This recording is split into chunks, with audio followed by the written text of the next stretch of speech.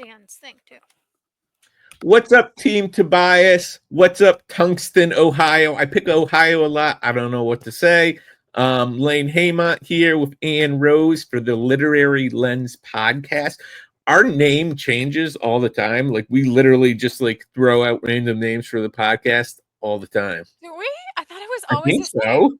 I don't think so. I mean, it's Literary Lens, but we always just, like, oh, we're Team TLA, Team Tobias. I don't know. I feel like there's no name, and we just, I mean, I would call it something else if I just didn't remember Literary Lens.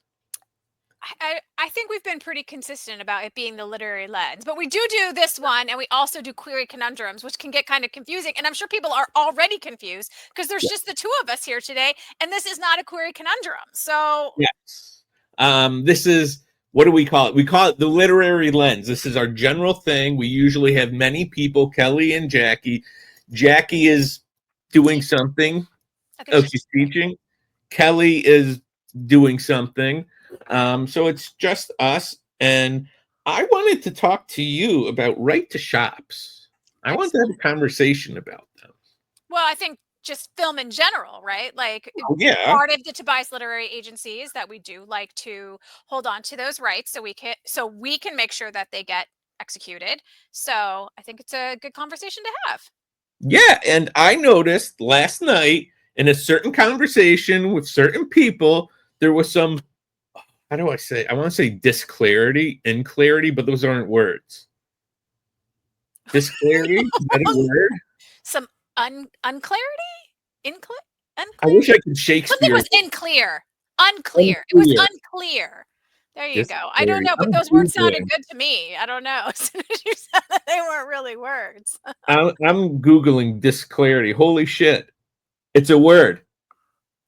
I was hoping I Shakespeared it. He made up like 1,200 words, like elbowed. That was him. He invented that word. While disclarity isn't a common or standard English word, it is a neologism formed by combining dis with clarity, suggesting a lack of clarity or ambiguity. I can't speak. I'm sorry. Ambiguity.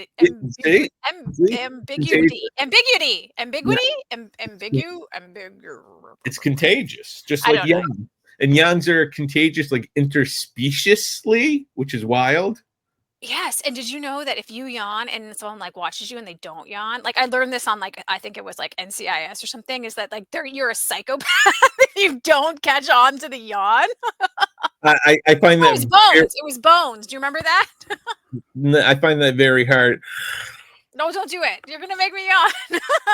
I'm not watching you because you're a psychopath. I am a psychopath. Amen.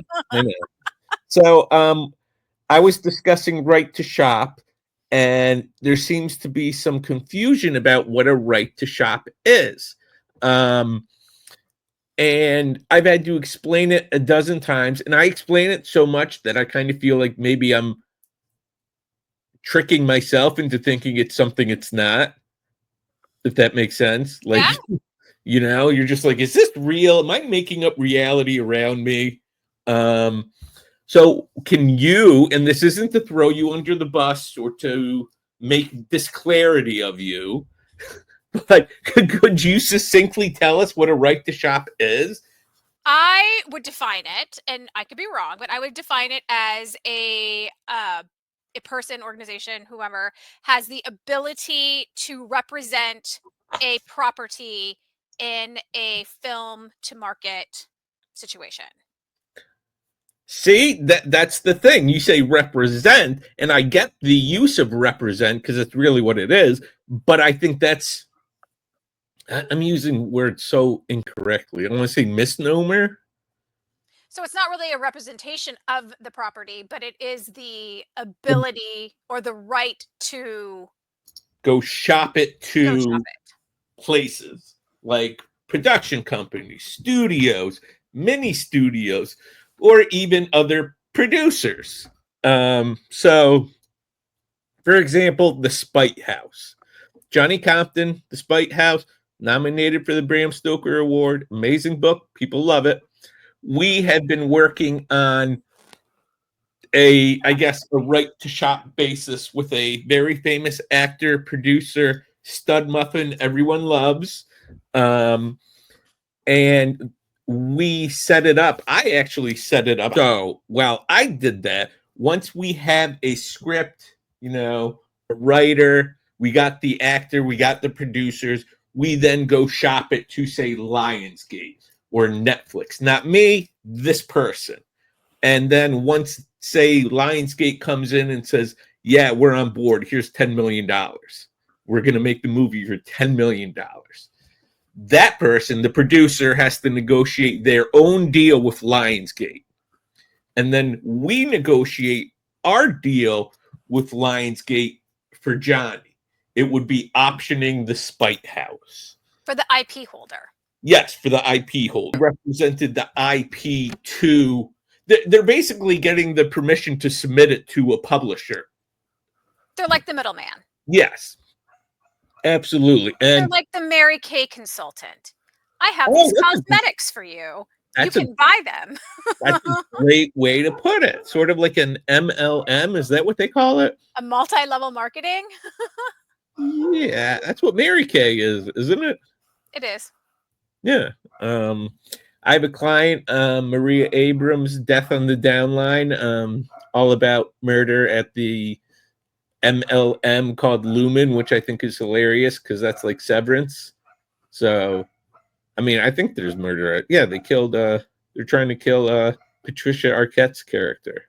The difference here being that we aren't multi-level, so we're not like some sort of tiered system, right? No. So that's the difference between multi-level marketing and what we're talking about. But trying to simplify terms, I think that it does make sense. It's someone who's bringing the thing to market to sell it. They're kind of like work in the middle between the two. Yes. And usually, right to shops, we try to keep them as small a window as possible, like 6 months, 9 months. But, it's really difficult to get stuff set up. So people want 12 months, 18 months, 24 months. And I think that succinctly, not so succinctly, because we went on like a 10-minute rampage. 8-minute rampage. 8-minute rampage describes what a right to shop is, right? Yeah. I mean, I think it gives us the basic terms. I think that at the end of the day, it's important to, before you get into any kind of legal agreement with anyone, is to have someone represent you as the IP holder and just review it. So a lawyer is always a good person to have in your back pocket. And an agent. And an agent, of course. So do you have any questions or thoughts about right to shops that you don't understand or have questions about? I think that we touched upon it a little bit, which is that just because someone has a right to shop or just because something has been optioned doesn't necessarily always mean that it's going to end up being made. So I think that's an important distinction to talk about as well, because lots of things get bought in Hollywood, lots of things get optioned, lots of things, we find announcements for. Sometimes those even go into production, right? And they get made, but then there's no one to stream it or to project it onto their movie screens, right? So at the end of the day, even if you get all the way down the line, sometimes it still doesn't happen. So don't feel bad if, number one, you have not entered into a right to shop. Number two, your property has not been optioned. Number three, your property has been made but hasn't been. Everyone is kind of in the same situation. So there's only a very small percentage that makes it from beginning all the way to the end. There's this saying in La La Land that movies don't get made. And obviously, that's not true because movies are made every day, but that's, because so few movies get made. The movie premiere we went to for Monster Summer, I think that was filmed completed 2 years before it was released.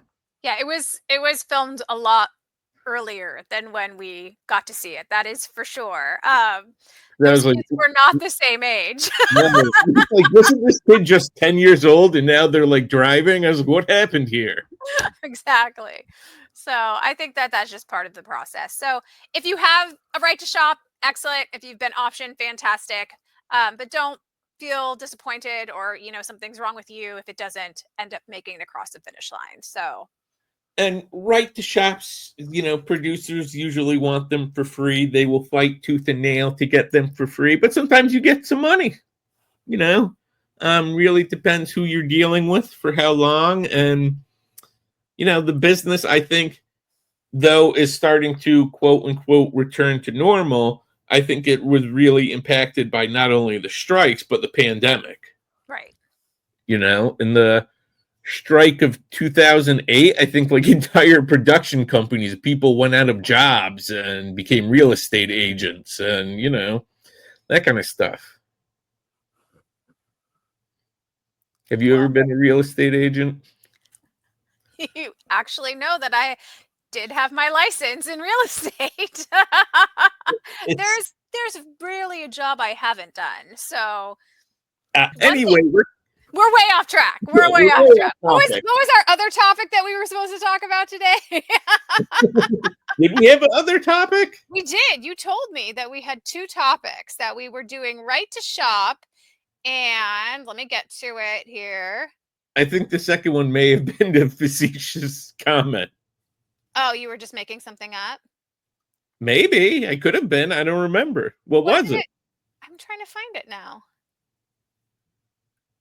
And behavior. Oh yeah, I think behavior. I think I was just making that up. Oh, okay. I didn't understand the connection, but I was just ready to go for it. So I don't remember. I honestly don't remember the connection.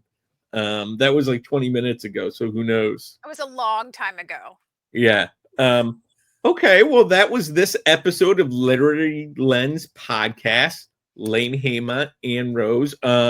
We are having our monthly April live AMA Wednesday the 30th at 7 p.m. Eastern Standard. We will drop a link in the, I was about to say bio, in the description. Yeet Turhan's book, Their Monstrous Hearts, came out today, April 8th, so make sure you grab a copy. I know Ann Rose has a copy somewhere. I do. I also have a copy of this book, which is The Many Misfortunes of Eugenia Wang. This is the arc of this book that's coming out, so I'm very excited that I have this.